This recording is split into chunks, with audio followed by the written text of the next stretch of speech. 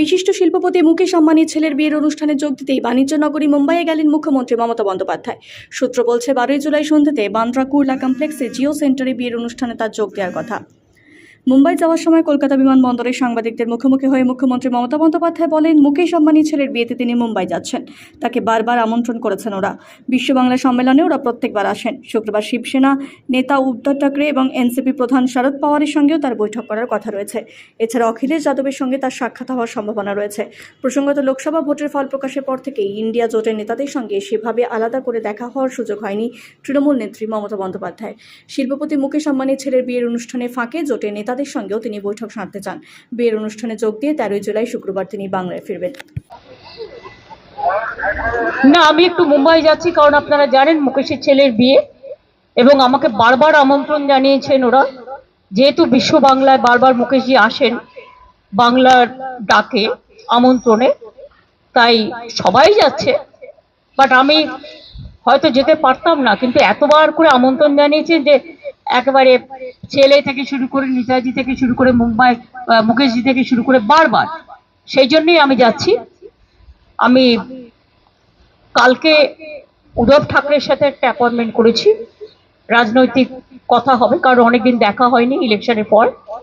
এবং শারদজির বাড়িতেও যাব, শারদ পাওয়ারের সাথেও আমি একটা অ্যাপয়েন্টমেন্ট করেছি। একটা 4টে আছে, একটা 5টা আছে। অখিলেশও কালকে গিয়ে পৌঁছবে, ওর সাথেও দেখা হলে হয়ে যেতে পারে, এখনো ঠিক হয়নি কখন কখন পৌঁছবে না পৌঁছবে। আমি কালকে তারপরে বিয়েতে অ্যাটেন্ড করে আমি পরশুদিন ফিরে চলে আসবো। এই পর্যন্ত। আমি আপনাদের একটা কথা বলি, কয়েকটা টিভি চ্যানেল খুব ভুলভাল উল্টোপাল্টা বিজেপির কথায় এম স্কোয়ার, অর্থাৎ ওদের একজন মালভিয়া আছে।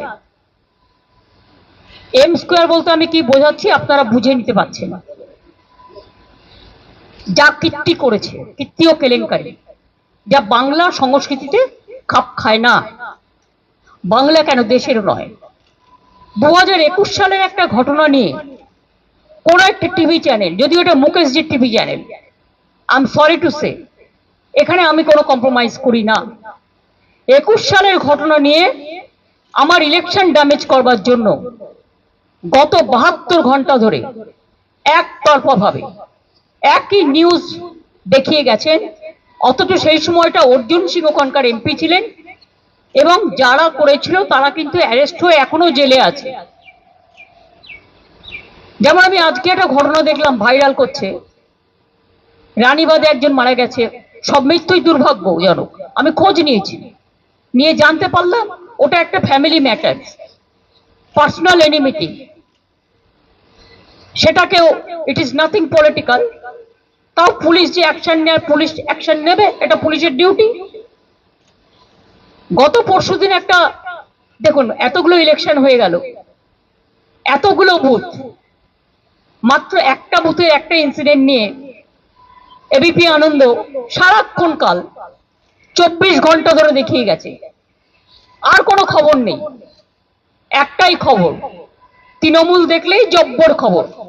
আর যে মানুষগুলো শান্তিপূর্ণভাবে ভোট দিল, একটা মানুষ ভুল করতে পারে, হাজারটা নয়, সেটাও মানুষ নয়। আমি বলবো, যদি কেউ করে থাকে তার বিরুদ্ধে অ্যাকশন হবে। 29 জন অ্যারেস্ট হয়েছে, চোখ নেই, কান নেই, দেখতে পায় না। কয়েকটা টিভি চ্যানেল বাড়াবাড়ি করে উত্তেজনা চড়াচ্ছে, প্ররোচনামূলক বিবৃতির মাধ্যমে লোককে মিসলিড করছেন, ভুল বোঝাচ্ছে। আর অপসংস্কৃতির কাণ্ডারি হয়ে এরা মোদি মিডিয়া হয়ে গেছে। আমি আপনাদের বলবো, আপনাদের কিছু ক্রস চেক করার থাকলে, নবান্ন তো আমাদের সবাই থাকে, আমরাও থাকি, আপনারা ক্রস চেক করে নিন, পুলিশের কাছে ক্রস চেক করে নিন যে অ্যাকচুয়াল কি ঘটনা ঘটেছে।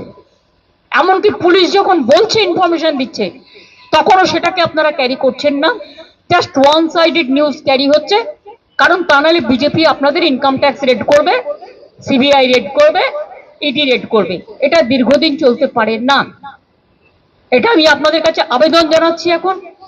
এরপর যদি আবেদনে কান না হয়, তখন আমি আইনের পথ দেখব।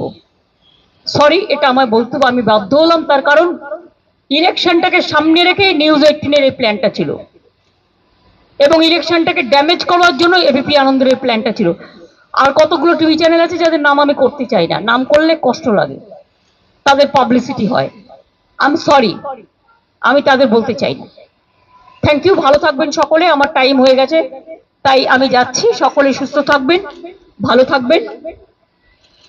আমি চাই উল্টোরথ এবং মহরম সবকিছু শান্তিপূর্ণভাবে হোক, যাতে কোনো অসুবিধে না হয়। এটা সব। আজকে আমি আর কোশ্চেনের উত্তর দিতে পারছি না, because I am late now.